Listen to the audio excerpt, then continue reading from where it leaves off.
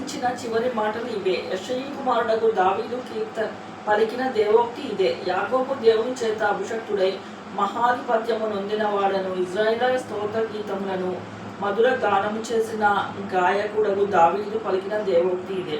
యెహోవా ఆత్మ నా ద్వారా పలుకుచున్నాడు, ఆయన వాక్కు నా నోట ఉన్నది. ఇశ్రాయేలు దేవుడు సెలవిచ్చున్నాడు, ఇశ్రాయేలుకు ఆశ్రయ దుర్గమగువాడు నా ద్వారా మాట్లాడుచున్నాడు. మనుషులను ఏలు ఒకడు పుట్టును, అతడు నీతిమంతుడై దేవుని యందు భయభక్తులు కలిగి ఏలును. ఉదయకాలపు సూర్యోదయ కాంతి వలెను, మబ్బు లేకుండా ఉదయించిన సూర్యుని వలెను, వర్షము కురిసిన పిమ్మట నిర్మలమైన కాంతి చేత భూమిలో నుండి పుట్టిన లేత గడ్డి వలెను అతడు ఉండును. నా సంతతి వారు దేవుని దృష్టికి అనుకూలుడే కదా.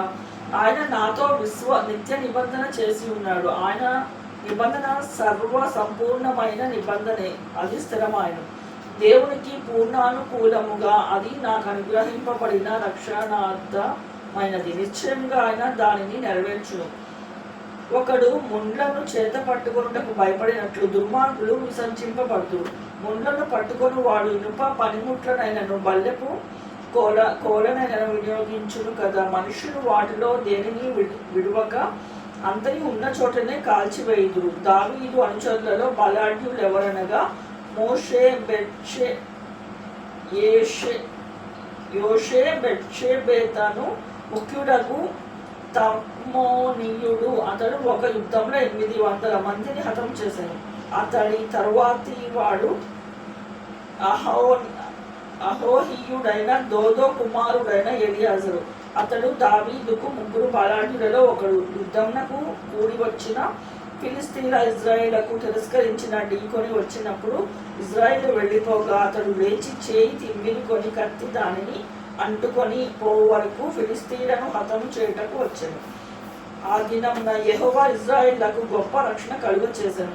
దోపుడు సొమ్ము పట్టుకొనుటకు మాత్రము జనులు అతని వెనుక వచ్చిరి. అతని తరువాత వారెవరనగా హరారీయుడైన అగే కుమారుడైన షమ్మా. ఫిలిస్తీయులు అలచందల చేనిలో గుంపు కూడగా జనులు ఫిలిస్తీయుల ఎదుట నిలవలేక పారిపోయి. అప్పుడు అతను ఆ చేని మధ్య నిలిచి ఫిలిస్తీయులు దాని మీదకి రాకుండా వారిని వెళ్ళగొట్టి వారిని హతము చేయటం వలన యెహోవా ఇశ్రాయేలుకు గొప్ప రక్షణ కలుగ చేసెను. మరియు 30 మంది అధిపతులలో శ్రేష్ఠులైన 3 కోతకాలమున అదుల్లాము గుహలోనున్న దావీదు వద్దకు వచ్చినప్పుడు ఫిలిస్తీయులు రెఫాయీముల లోయలో దండు దిగి ఉండిరి. దావీదు దుర్గంలో ఉండని ఫిలిస్తీన్ల దండు కావలి వారు బెత్షెహేములో ఉండిరి. దావీదు బెత్షెహేములో గనిని దగ్గర ఉన్న బావి నీళ్లు ఎవడైనను నాకు తెచ్చి ఇచ్చిన ఎడల ఎంతో సంతోషించదని అధికారితో పలుకగా ఆ 3 బలాఢ్యులు ఫిలిస్తీన్ల దండు కావలి వారిని ఓడించి దారి చేసుకొని పోయి బెత్షెహేము గవిని దగ్గర ఉన్న బావి నీళ్లు చేరి దావీదు వద్దకు తీసుకుని వచ్చిరి. అయితే అతడు ఆ నీళ్లు తాగుటకు మనసు లేక యెహోవా సన్నిధిని పారబోసి, యెహోవా నేను ఇవి తాగను, ప్రాణంనకు తెగించిపోయి తెచ్చిన వారి చేతి నీళ్లు తాగుదునా అని చెప్పి త్రాగనొల్లకుండెను. ఆ 3 బలాఢ్యులు ఈ కార్యములు చేసిరి. పెరూయా కుమారుడగు యోవాబు సహోదరుడైన అబీషై తన అనుచరులలో ముఖ్యుడు. అతడు ఒక యుద్ధంలో 300 మందిని హతం చేసి వారి మీద తన ఈటెను ఆడించెను.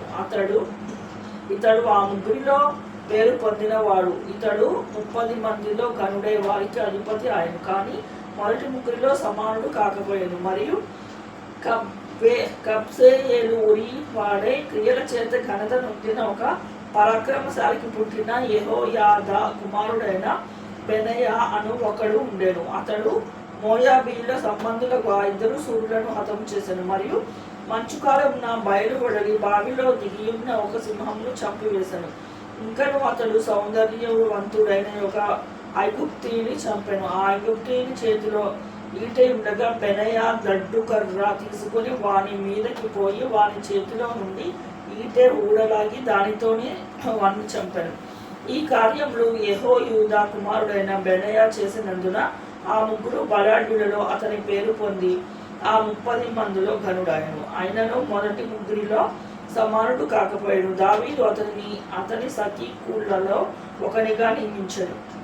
ఆ 30 మంది ఎవరనగా యోవాబు సహోదరుడైన ఆసాహేలు, బెత్లెహేమీయుడైన దోదో కుమారుడైన ఎల్హానాను, హోరాదీయుడైన షమ్మా, హోరాదీయుడైన ఎలికా, పత్తీయుడైన హేలస్సు, తెకోవీయుడగు ఇష్కేషు కుమారుడైన ఈరా, అనాతోతీయుడైన అబియేజరు, హుషాతీయుడైన మెబున్నయి, అహోహీయుడైన సల్మోను, నెటోపాతీయుడైన మహరై, నెటోపాతీయుడైన బయానాకు పుట్టిన హేలేబు, బెన్యామీనుడైన గిబియాకు పుట్టిన రిబై కుమారుడైన ఇత్తయి, సిరాతోనీయుడైన బెనయ, గాయషూయేళ్ల నడుమ నివసించు ఇద్దయి, అర్పాతీయుడైన అబియల్బోనును, బర్హుమీయుడైన అజ్మావేతు,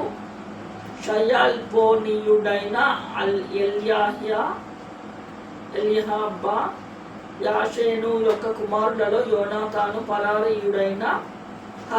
హరారీయుడైన షమ్మా, హరారీయుడైన షారాదూనకు పుట్టిన అహియాము, మాయాకాతీయుడకు పుట్టిన అహబ్సయి, కుమారుడైన ఎలీఫెజ్లేటు, గిలోనీయుడైన అహీతోపేలు, కుమారుడగు ఎలియాము, కర్మేతీయుడైన హెస్రై, అర్బీయుడైన పయరై, శోభావాడగు నాతాను యొక్క కుమారుడైన ఇగాలు, గాదీయుడైన బాని, అమ్మోనీయుడైన జెలెగు, బెయోరీయుడైన సహరై, ఇతడు సెరూయా కుమారుడగు యోవాబు యొక్క ఆయుధములను మోయువాడై ఉండెను. ఇత్రీయుడైన ఈరా, ఇత్రీయుడైన గారేబు, హిత్తీయుడైన ఉరియా, వారందరూ 37.